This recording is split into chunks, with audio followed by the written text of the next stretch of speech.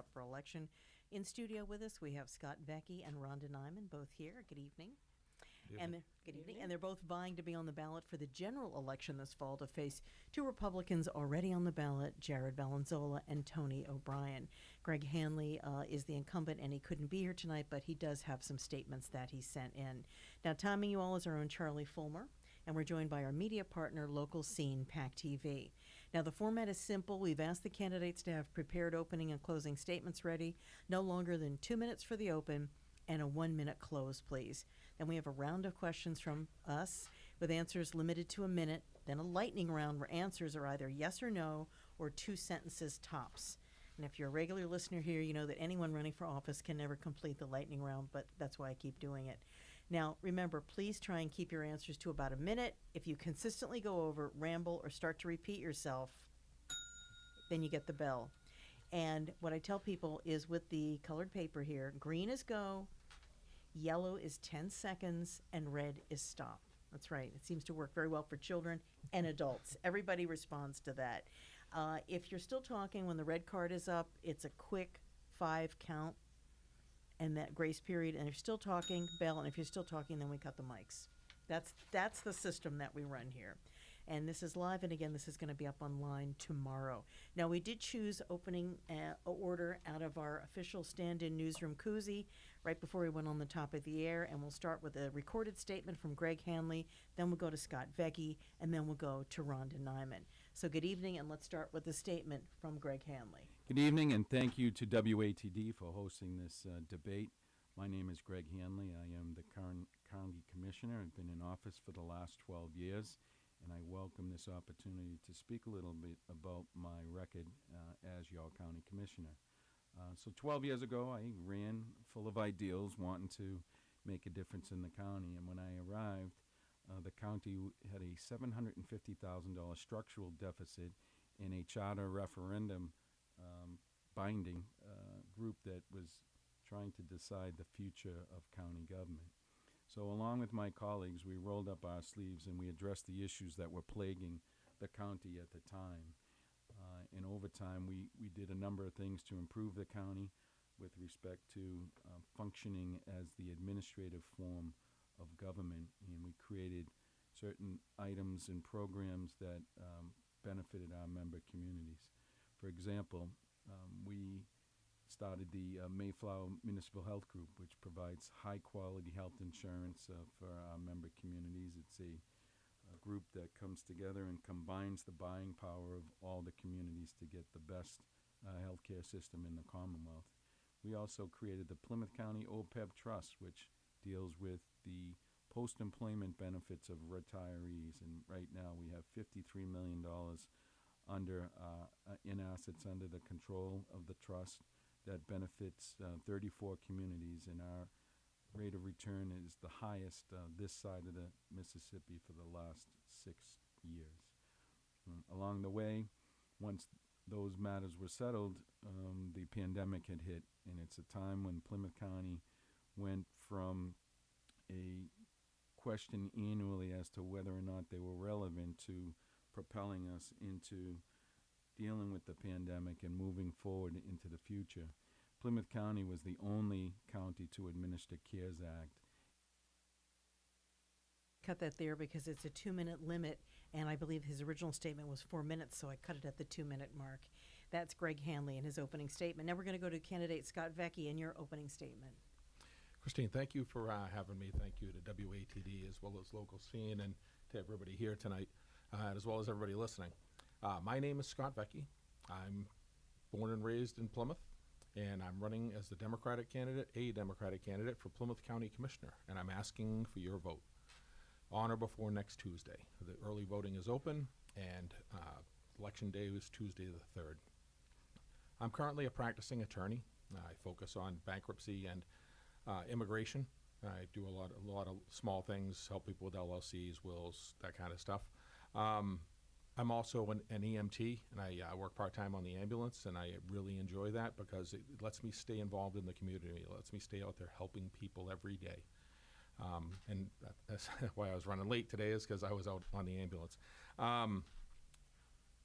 I'm also a retired police sergeant from the town of Plymouth and a retired gunnery sergeant of Marines. So I bring a unique skill set to the table here. Legal education, 32 years of public safety experience, and the leadership of a gunnery sergeant of Marines. If I can lead Marines in combat in Fallujah, Iraq, I can lead this county to become a better place. I have a lot of new ideas that are on the table. There's some very important issues taking place right now in the town of Plymouth, because most of what's left of the county is in the town of Plymouth. And I think it's imperative in order to tackle these obstacles and come to a good place for both the county and the town, that they have a county commissioner who truly is from the town of Plymouth. I was born and raised there. I live there right now, and it's a place that I love. The other 27 communities are just as important, but if these things in Plymouth take place, then it will provide them the opportunity to provide programs to the other 27 communities. Thank you very much. Thank you very much. That was the opening statement with Scott Vecchi, and now we're going to go to Rhonda Nyman. Thank you, Christine, Tom, and WATD for hosting tonight's political forum. Good evening. My name is Rhonda Nyman. My passion for public service first began in 2011 when I was elected as state representative for the towns of Hanover, Rockland, and Norwell. And now I'm currently serving as a member of the Select Board in my hometown of Hanover. In that role, I was appointed as a member of the Plymouth County Advisory Board and delegate to the Old Colony Planning Council in Brockton. Tonight, I am before you as a candidate for Plymouth County Commissioner. I am proud to have been born and raised in Plymouth County. I've lived here my entire life, and it's where I've raised my daughters, Christy and Cara. In addition to being a mom and serving as state representative, I worked as chief financial officer for a small family-owned business for over 20 years. This taught me about the challenges small businesses faced and showed me how businesses help community like ours. As a county commissioner, I will always work towards providing a welcoming environment for small businesses throughout Plymouth County, because they are the backbone in our communities, providing economic job growth, jobs, and increased revenues. As state representative, I work to bring meaningful relief back to our communities that would improve the quality of life for our residents. I am proud to have helped build a much-needed senior center in Rockland, to have brought GATRA to Hanover, and provided transportation service to seniors and people with disabilities, and have been part of a team to build veterans memorials in both Hanover and Rockland.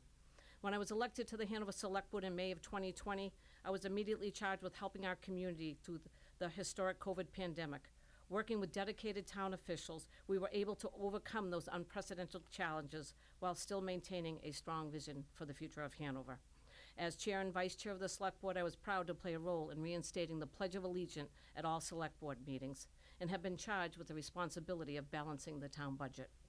In my current role at the Plymouth County Sheriff's Office, I have worked closely with local, state, and federal delegation and public safety officials throughout Plymouth County. This, along with my role on the Plymouth County Advisory Board, allows me to fully understand the current challenges facing the county. Thank you very much. That was Rhonda Nyman.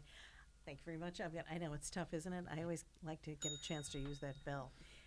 Let's start with some of the basics, since you hear me talking about county government through all these forums. A lot of it's inside baseball. A lot of people, unless they're actively involved in government, don't really know what county government is. So, in your own words, Rhonda, tell me, what is the mission of Plymouth County government? What do you think it is, the mission? Well, I think the mission, very similar, and I can speak to that, is being similar to being on the Select Board. And throughout my conversations throughout Plymouth County, that has been the struggle. That is one of the most talked about questions that I get from people. What do the Plymouth County commissioners do? And after the historic COVID pandemic, and the county commissioners and all the opera funding that came through, they still don't understand what county government does. It plays a very important role in providing services to municipalities. You have 3 county commissioners, 2 are elected during the presidential year, and 1 during the gubernatorial year. They're a service-based commission. They are there to provide services to municipalities. They have a parking program, they have a bulk purchasing program, and they have a 4-H program. All of these are to help municipalities get through the reduced budgets, constraints during their budget. So, okay. Same question, Scott Vecchi. What do you think the mission is of Plymouth County government? Well, like Rhonda said, it's very analogous to a select board or board of selectmen, whatever the appropriate term is nowadays. They are part-time elected officials. There is a county administrator, much like you have a town administrator, and the county commissioners, like selectmen, set the policy, vote on important issues, and such. If we were in Florida or Arizona, and you left Marshfield, you could drive for 20 or 30 miles before you hit Duxbury, and all of that land in between would not be incorporated into a municipality. That land belongs to the county. And that's why down south and out west, the county is a much larger form of government. It runs schools, DPWs, police departments, fire departments, all that other stuff. Where here, at the oldest part of the country, everything touches. You know, when my ancestors got off of the Mayflower, they didn't leave any little spaces in between their municipalities. So county government becomes an invisible layer of government, but a very important and very relevant form of government that doesn't let the people know what it does. And that's what I want to do, is provide a much better. Thank you. We've heard our opening statements. We're going to take a quick break and come back right after this. For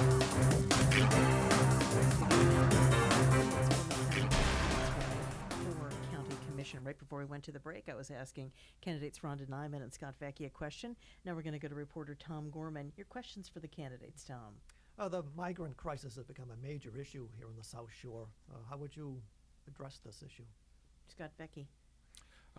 That's a very good question, sir. Unfortunately, like, the county doesn't play a big role in what's taking place right now. I think our elected officials, the governor and the legislature have all realized that our right to shelter bill is a very altruistic bill. It's nobody should be left outside. Nobody should suffer for housing. However, when it was written, they did not anticipate the wave of people that were going to come to our state, and it's very financially burdensome on our Commonwealth. And I think some of the things that you've seen out of the governor's office, where they're trying to look at places where they can move them to that doesn't burden the state as much as hotel rooms do.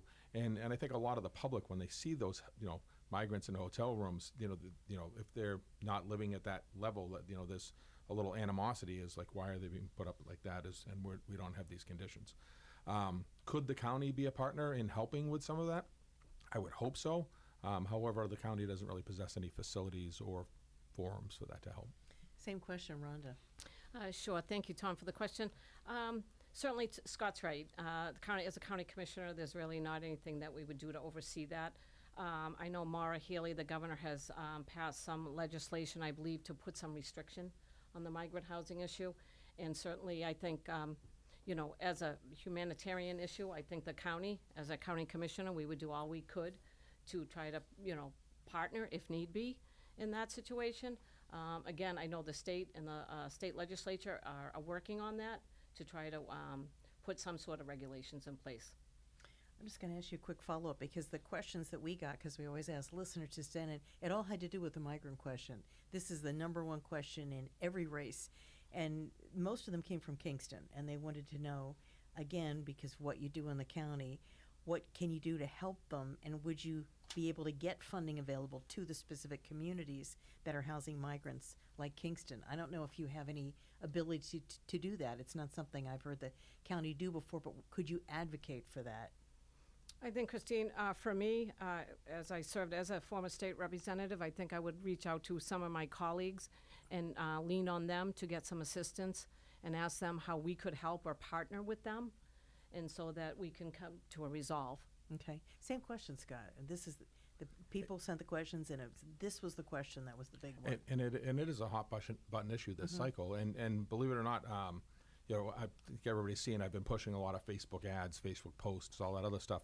And some of the stuff that I get, is basically these upper level national issues. And kind of you have to explain to people is like, the Plymouth, somebody the other day posted something about IPAC in Israel. And my response was, I'm pretty sure IPAC and Israel really don't care about the Plymouth County Commissioners. But it's a hot button issue, so people want to know what your stance is on it. And the Baymont Hotel in Plymouth is a migrant shelter. It's full of people from different countries. They have had some problems there, and that's concerning to the people in Kingston. But at the same time, I've seen that they have a representative from the state that's been helping them to find jobs and be productive members of our society around here. What can the county commissioners do? Again, it's not really within our purview, but much like the sunset of the ARPA money, we could look to federal grants and stuff to help out, but you could be a zealous advocate, and that's what I would be. That's good. Tom, question for the candidates? Any follow-up migrant question there? Okay, because that was the in a number of different forms, that was the big question that came in. Let me ask you a question too, because we always talk about not knowing what county commissioners do. What kind of outreach do the county commissioners need to do to find out what the people in the districts really want from county services? Is the current system just interacting with local town government? Should that be adjusted? Why or why not? Let's start with you, Scott. I think right now they're not doing anywhere near as much as they need to bring the input in from the public. Very few people even know where the meetings are. I believe last Thursday was the first one that they actually recorded. I'm still trying to find out where it's posted and where it's going to be televised. But you need to look at this as bigger than just an analogous to a selectman type position. Personally, the other day I was talking that, when I'm elected, I want to have office hours, much like state representatives do, where people could come and talk to me and go out and reach out and actually just walk into a selectman's meeting in some random town one night and say, is there anything the county can do for you? Go city council meeting in Brockton, or just advertise, hey, look, Scott's going to be at the Council on Aging tomorrow. If you have a county issue and you want to talk about it, come on down. And that's not being done right now, but it's something that I will do as your next county commissioner. What do you think about that outreach, Rhonda? What needs to happen? Well, Christine, certainly I think they need to begin by, their meetings need to be live streamed and recorded and put up on their website. I think that would be the first start to engage public participation from folks. I have already, this is something that I've been campaigning on, that things are being done in a vacuum. You don't know when the meetings are. You have very little schedule to know when they are, if they're last minute. I think if they could first start by engaging people, by live streaming the meetings and putting them up on their website, that would create some more public participation. I also think they should be reaching out to town administrators and managers, select board members within the county on a quarterly maybe basis. Have some meetings, go to town halls, sit down, have conversation, find out what they need in the municipalities. I think that would be a really great first start. I remember a number of years ago, was a different board than is there now. They did like a traveling road show, and they went to a number of different towns in Plymouth County, and that seemed to be one of the more effective things they did. Would you support something like that, Rhonda? I would. I think that's how you find out what's going on, and you engage and you build relationships, and that by building those relationships, you can get things done. About you, Scott, you think they should have a road show, the county commissioners? I don't know about holding meetings in different places, maybe quarterly hold them somewhere different in the county. But to follow up on an earlier question, there's a very important meeting, what's today? Today's Tuesday, Thursday. Thursday at 5:30 at the Plymouth County Administration's building. They're going to revisit the sheriff's lease of the farm. And that's one of the hot button issues right now in Plymouth County. So I encourage all of the listeners to attend. It's a public forum. This is an opportunity for the public to speak and be heard. I spoke and I was heard at the last meeting. But that's one of the things people don't know about this. So I'm telling everybody right now, Thursday, 5:30, Plymouth County Administration building. Please be there. Well, it's a good follow-up question, because one of my questions here was, please explain what the situation is with the lease with the Sheriff's Department, with the Plymouth County Farm, and what you think should happen. Scott Vecchi. I have serious concerns with the process that's being followed right now. The question is what they're doing, is it following the law, and are they following the correct law in doing it? There's been a bunch of flaws in the process. Way back 5 years ago or so, the county and the sheriff sued each other to determine who owned the farm. The sheriff in 2010 was removed from the county and became part of the Office of Transferred Sheriffs in the state. Out of that lawsuit, an arbitrator said that the county owns the farm. That they are the landlord, and the sheriff is a tenant, and that the sheriff, at the time, they awarded him a temporary lease of 5 years at $20,000 per year, which was, then the arbitrator said, hey, you guys need to figure this out at the end of 5 years. So right now, without any public input or anything, the current commissioners voted to extend that lease for another 5 years at $20,000 without any attempt to determine fair market value, to bring important funds into the county. I'm going to give you another minute, and I'm going to give you 2 minutes for this because I know this is a complicated question. Yeah. You can have another minute. Sorry. Okay, so Yeah. so there's been no attempt to determine fair market value. This county, the county farm has an agricultural restriction, so it's not going to be worth as much as buildable land would be. But the county was in a $900,000 deficit last year, which they made up with rainy day funds. So now, after a $900,000 deficit, you're going to softball this lease for possible political purposes, without just walking away from an opportunity to bring needed money into the county that could fund unfunded positions over at the Registry of Deeds. The Registry of Deeds is operating at below normal staffing because of prior fiscal problems. And at the meeting they said, hey, these positions aren't funded. This is what brings money into the county, and we need to fund these. So why walk away from an opportunity to bring that extra money into the county? And it's just fiscal mismanagement to not have any real estate person or an appraiser or anybody else look at this piece of property. Okay. Rhonda, you got 2 minutes too because we went long. I know it's Yeah, a sure, complicated Christine. issue. Honestly, I think I've been advised that because I'm a current employee of the Plymouth County Sheriff's Office, if I was elected as a Plymouth County Commissioner, I would have to recuse myself on any issues that pertain to the county farm or anything that had to do with the Plymouth County Sheriff's Office. So I think I'll just refrain from that. Okay, good. We're going to take another quick break and be back right after this. Political Forum continues. Now, back to Studio B. Here's your moderator, Christine. And we're back in Studio B here. The races for Plymouth County Commissioner. We have two Democrats here running in the primary, and that's Scott Vecchi and Rhonda Nyman. Thanks so much. Before we went to break, we were talking a little bit about the Plymouth County Farm. We're always talking about money when it comes to having money in the budget for the Plymouth County Commissioners. And again, I think a lot of people are not sure or don't know where that comes from. So what's the county's annual budget and what's the source of that revenue? Rhonda. So it's an $11 million budget, and a lot of the revenues come in from the OPEB trust liability, the parking ticket program that they have. They also offer a Mayflower health insurance group that municipalities can sign up for, and a lot of the proceeds come in from that. The Register of Deeds brings money into the county. So, yeah, those are the different resources that come into the county. Okay, and you think, is it the same, Scott, as that what you would Yeah, agree? Rhonda has it pretty spot on. Sorry, tongue-tied a little bit. Okay. The Registry of Deeds, when the sheriff got himself removed from the county in 2010, he almost bankrupted the county. And the Registry of Deeds, the funding formula was changed. So right now, every dollar that passes through the Registry of Deeds, the county is only allowed to keep about 10 cents. So that is actually, in most years, their primary revenue stream. And if you're talking a dime on the dollar, it's nowhere near what it needs to be. But people don't realize what a revenue stream the Sheriff's Department was for the county with civil process and a bunch of other stuff that they did. Quick analogy, when I retired last December as a police officer, they don't tell you don't get a check for 3 months or so.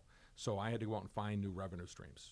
And so I downloaded an Uber app, I got my EMT, I was driving an ambulance, I was doing all these different things to create new revenue streams. So the county needs to do something similar. The county needs to think out of the box, to create new revenue streams, and most of the constituents have those answers. Thank you. And what I'll do is I'm going to follow that up with you question, then I'm going to ask Rhonda the same question.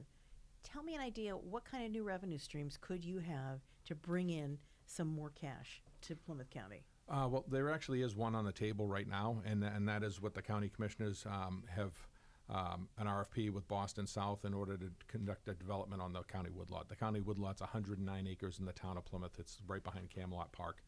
I actually used to live in that neighborhood over there behind it. I saw some Boston South's gone kind of dark on this. They haven't really said anything or showed up at any meetings lately. But I got about a 20-minute wave top presentation, and part of it it's a 40R smart growth project, which brings money in from a lot of different, including the state, and the leases of it, of the property and stuff, the county would get a portion of for perpetuity. That is a possible new revenue stream that could come into the county, but like I said, they've gone pretty dark. But as I was trying to say before I get the bell, I like to listen to the constituents. I like to listen to people and their ideas. Scott Vecchi doesn't have all the answers. But I give everybody my cell phone. I gave it out the last time we were on the radio, and because somebody out there has it, I want them to call me. Okay. Rhonda, what's your idea for maybe one or two or more new revenue streams for county government? Sure, Christine. So Plymouth County owns county land, and there's nowhere on their website that they talk about how much land they owned. It's posted, whether a developer might want to come in, maybe do some mixed use. When you talk about the wood lot, maybe that's something you could do there. We did that in Hanover, down at the Hanover Mall. We have a mixed use. We have retail and residential project going on there. That brings revenues into the town. Possibly look at a grant writer to find, more funding for the county. They could have a regionalized grant writer that would come in and find funding that could be used to sustain itself. Certainly, and just try to find new revenues, because we can't just keep trying to sustain the county government as it is. Let me ask you a follow-up question then. You said the annual budget's around $11 million. Do you know how that budget's divided up? Where the money goes? That's the annual budget. What's the output for the county? So we are just presented with the revenues that come in at our meeting twice a year as an advisory board member.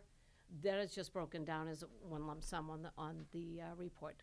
We do have little to no conversation about what's in that, and I would work with both your commissioners, your town administrator, and work with them to find more revenues for the county. Okay. Scott, do you know how that $11 million is divided up? Well, the county does do a lot of important projects, and there's a lot of small places that what people don't realize is that the county still owns courthouses that the state leases. So the employees at the courthouses, the maintenance people, actually are county employees. The registry of deeds is one of the largest parts of the county, so that takes up a portion of the budget with the salaries and the operation and all that other stuff. The other part of it would be the county administration. They do have full-time staff down there that work all these programs. Rhonda briefly spoke about a grant writer. With the sunset of the ARPA and CARES money, because when the ARPA money and the CARES money came in, the county was able to, skim's not the right word, but take an administrative fee for administering those grants. And that's been able to sustain the county for a while. With the sunset of ARPA and CARES, a grant writer and the county partnering with all of the different communities and finding these revenue streams is very important. Okay. And that brings me to another question here. I'm just going to jump ahead because it seems to make sense.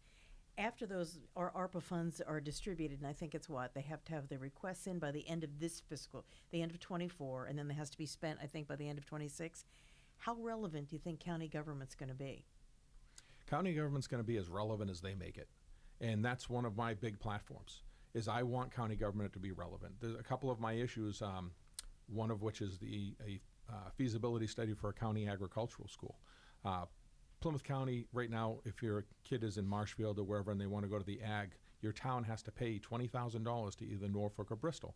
Plus, they need to provide transportation. Transportation, as Brockton found out, is the hidden cost of the school budget, and it eats a large portion of the school budget.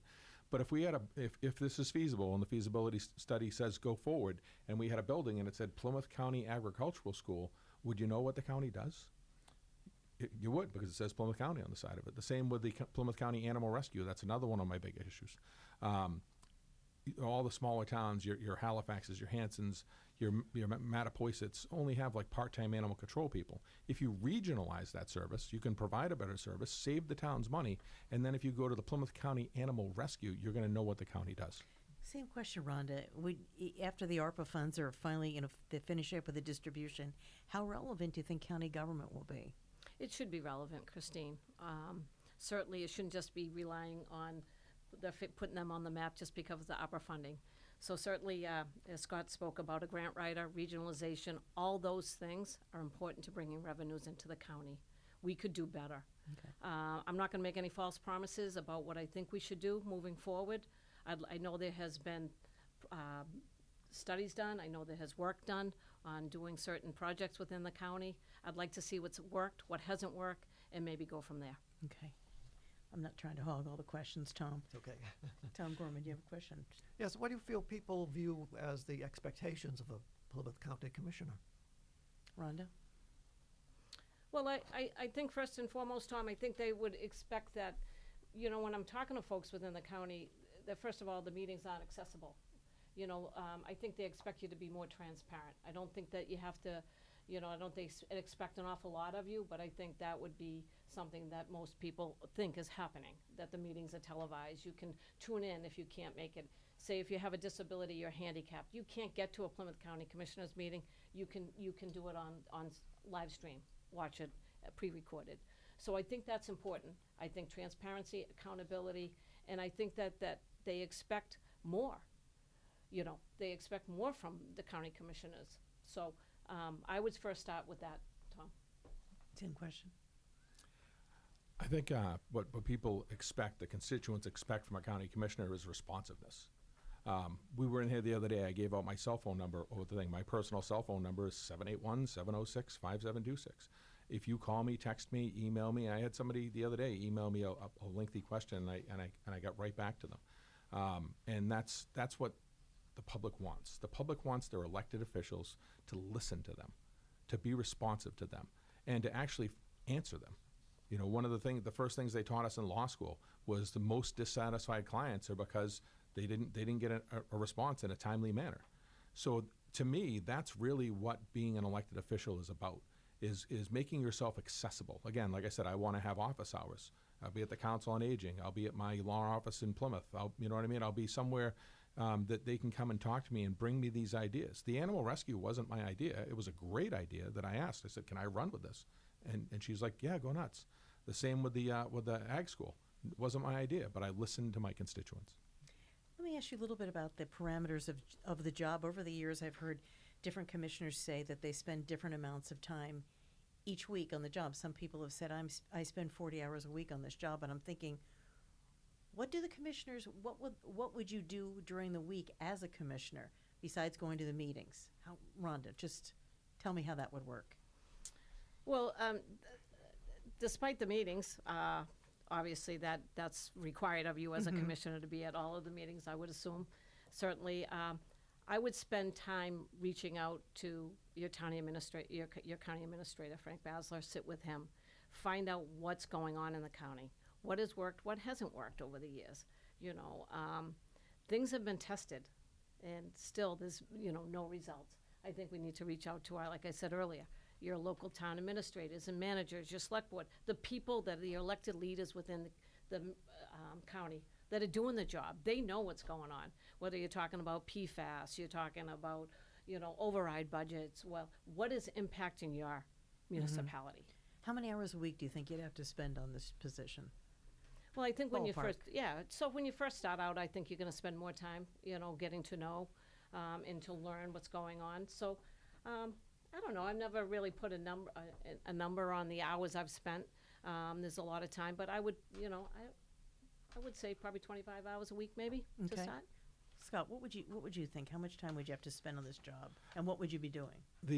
Well, there are important things that are taking place. And when we were sitting at the county commissioners meeting the other day, you know, Tom O'Brien was reading off a list of things around the county that needed a representative, and you know, they were asking who was available on different days.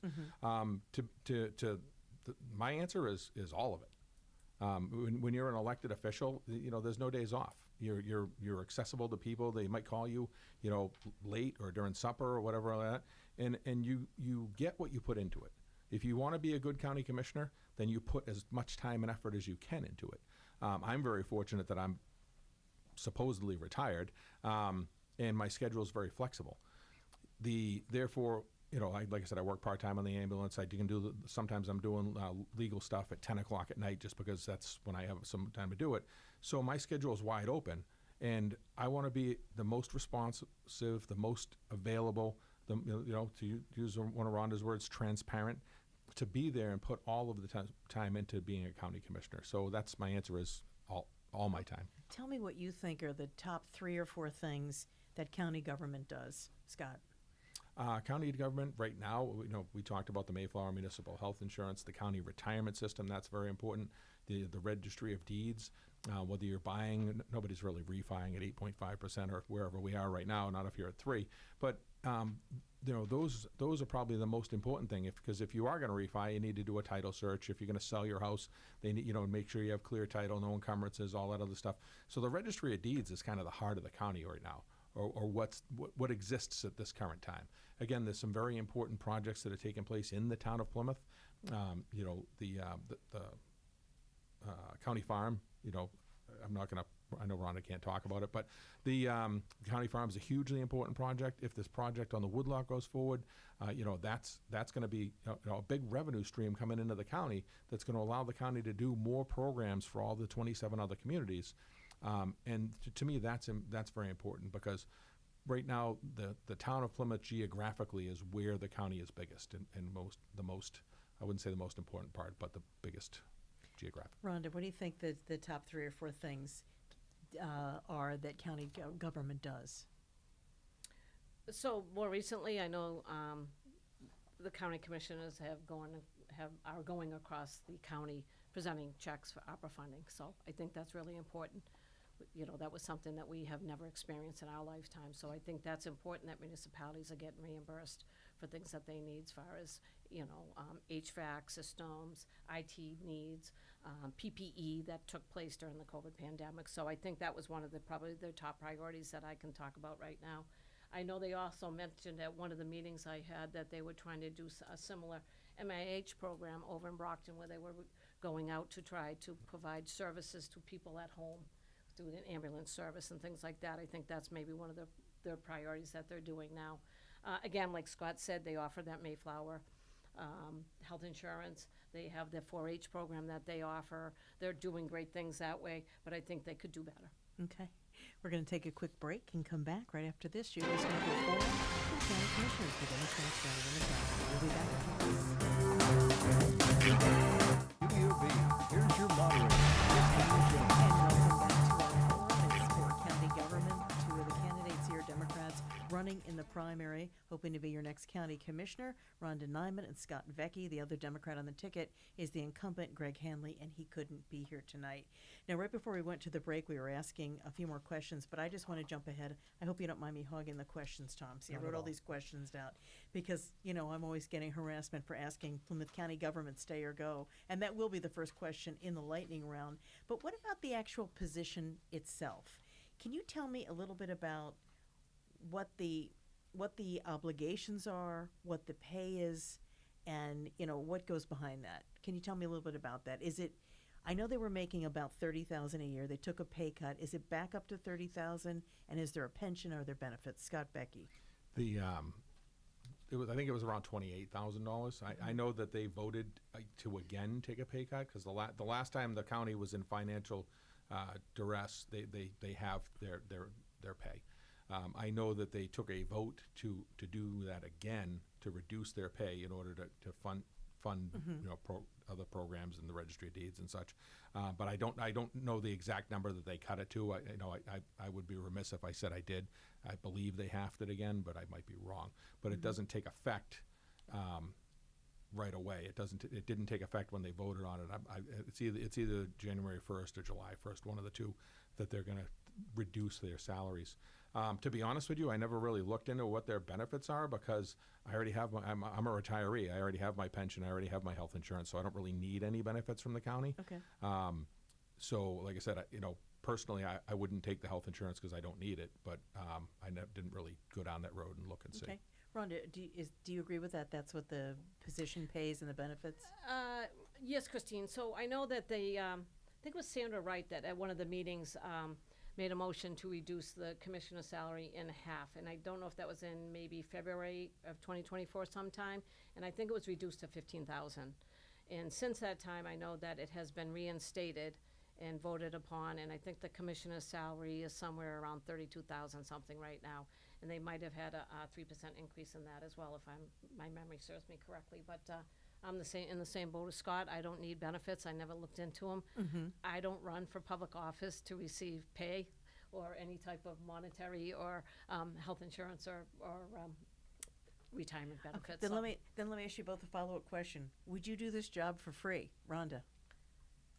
Certainly, if I had to do that, certainly I would do that. I serve as a select board member that I volunteer position. I never ran for public office for the pay, certainly, and if I had to do it, if it was to help save the county and keep the county moving forward, certainly I would be happy to do that. Okay, same question, Scott. Would you do this for no pay? I definitely would. I've been an elected or appointed official for the last 15 years in the town of Plymouth. I'm currently the vice chair of the Plymouth Redevelopment Authority that has no compensation.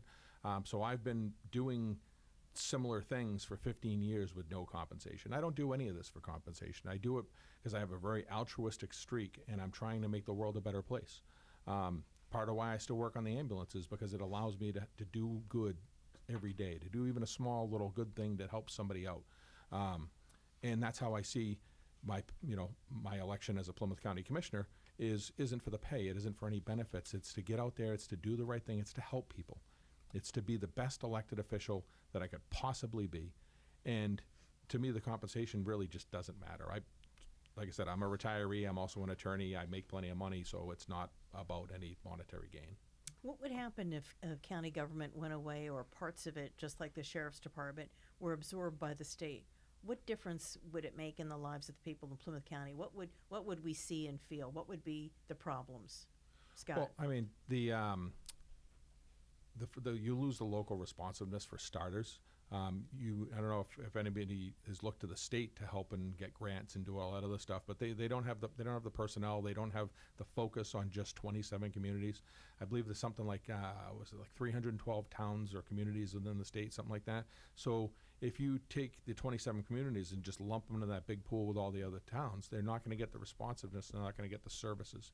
And that's really what it comes down to is having, 3 commissioners who are focused on Plymouth County that want to, that was one of the things with the state. When the state was distributing ARPA funds and CARES Act to the rest of the Commonwealth, it didn't happen as quickly. They weren't as responsive to the ideas. They didn't get their approvals as timely as Plymouth County had been. So to me, county government, while it needs to be much more relevant because it's an invisible layer of government, is very important. And I think it's very important that it remains in place. What do you think? Same question, Rhonda. I agree with Scott. I think certainly, when you have local elected officials locally, that means something. If the state were to take it, as Scott said, with the ARPA funding, I think the county commissioners were able to get the money quicker and faster out to the municipalities. So there's the proof of the pudding right there for that. But I think your local elected officials, you engage with people, whether you're in the supermarket, you're, at work, your phone rings 24/7. I think if the state were to take over a county government, I don't think you'll get that kind of attention. Okay. Tom Gorman, questions for the candidates here? As you both know, there's a housing crisis here in Massachusetts. Is there anything the Plymouth County Commissioners can do to help local communities address that? Rhonda. So, Tom, I know that, the governor has the MBTA zoning. I know that's a hot button issue as well. Certainly, we took it up at our town meeting in Hanover and put that out to the local residents, and I think that should always remain with the local residents to make that decision about what they would like to see happen in their communities as far as housing goes. So as a county commissioner, I don't know, that was your question, whether or not we could help with the housing crisis. Again, I would reach out to my state, local, and federal partners in government and say, hey, what can we do to help? How can the county help?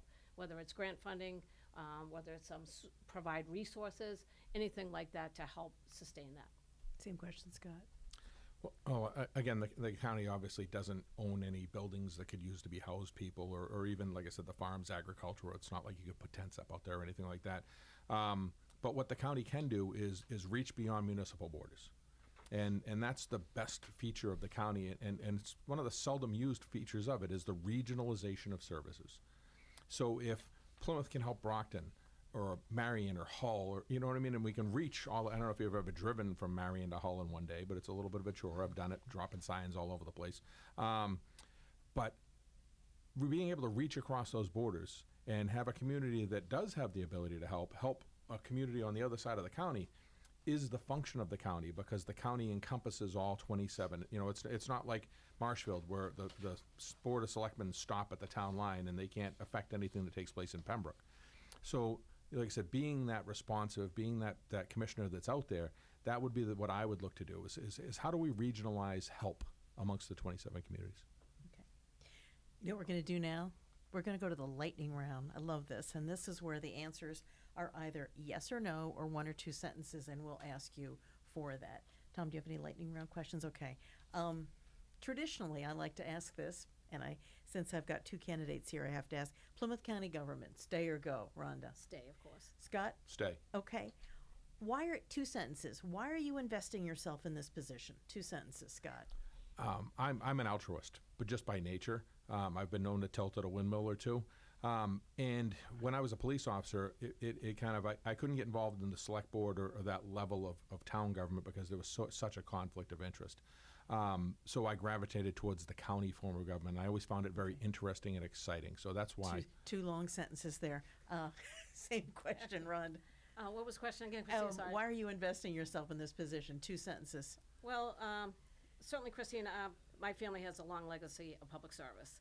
It's been instilled in us for many years, and that's what drives me every day. So I enjoy public service, and I'm looking forward to continue that for That's why we call it lightning. Yeah, I know, sorry. that's why I love this. Sorry. Thank you. We're rumbling over What's your hidden talent, Rhonda? Don't be shy. Jeez. A hidden talent. Well, something you might not know about me. I was in equestrian back in the day. Okay, there you go. It's hidden talent. Yeah. Scott Vecchi, hidden talent. Multitasker. Okay. In my head, I'm writing a will while we're talking about Okay. it. I hope it's not mine. Last book read, Scott Vecchi.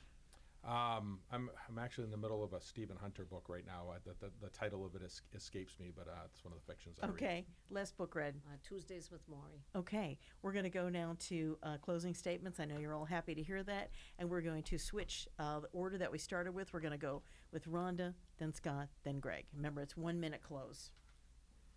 Okay. Again, thank you to Christine and WATD for hosting tonight's forum, and to Scott for his participation as well. I'm running for Plymouth County Commissioner not only because I am committed to public service, but also because I have years of experience at the state, local, and county level that will be invaluable to help move the county forward. I bring a unique perspective to this position, both as a former small business CFO and local elected official, and understanding the true pressure points for our communities. Also, as a former state representative, I have the ability and experience to bring critical state and federal funding back to the county. Through these roles, I know our county government has a very important role to play in assisting local communities. Our cities and towns are simply being asked to do too much with less. With smart, sustainable, regionalized programming, the county can alleviate some of the stress on municipal budgets while improving services in public safety, emergency preparedness, and public health. I further believe that my experience can help tighten the budget in these times of increased needs and stagnant resources. This is critical for the county to be able to maintain and provide services. So while a strong passion to help others through public service continues to drive my Thank you involvement. very much. That was Rhonda Nyman. I know it's hard to contain yourself to a minute. I get it. Scott Vecchi, your closing. That's why I don't write mine down. Scott Vecchi, your closing statement. My name is Scott Vecchi. I'm a Democratic candidate for County Commissioner, and I'm asking for one of your 2 votes on or before September 3rd. As a practicing attorney, as a retired police officer, gunnery sergeant of Marines, and 15 years as an elected or appointed official, I have a unique resume that will allow me to be effective on day 1 as your next Plymouth County Commissioner. One of my goals is to make this as relevant as possible, to reach out to people, to encompass everybody's ideas, because somebody listening to us tonight has a very valuable idea that can be positive for the county. If you want to find more about me, go to my website, voteforvecchi.org, VOTE, the number 4, VECCHI.org. The committee to elect Scott Vecchi on Facebook, or scott.m.vecchi on Instagram. Or just reach out to my phone, which is 781-706-5726. Text me, call me, email me. I'm here for you. Thank you. That was Scott Vecchi, his closing statement. Now we're going to go to the recorded statement from Greg Hanley. Once again, thank you to WATD for sponsoring this debate. It's important for us all to come together and discuss the pros and cons of doing business as an elected official, and what our agenda is and what our opponent's agenda is, as long as at the end of the day we come together as a community to solve the problems of Plymouth County. I would ask you to give me your vote on September 3rd to continue the work that I have overseen and participated in the last 12 years, and wish all my opponents the very best of luck, as well as the residents of Plymouth County. It's been a pleasure to be your Plymouth County Commissioner. Thank you. Thank you. It was Greg Hanley. You've been listening to a WATD Political Forum here with our media partner, local scene PAC TV. The race for Plymouth County Commissioner, the primary race to the Democrats in the studio here tonight. Rhonda Nyman, Scott Vecchi, Tom Bowman's asking questions. Tom's timing. And again,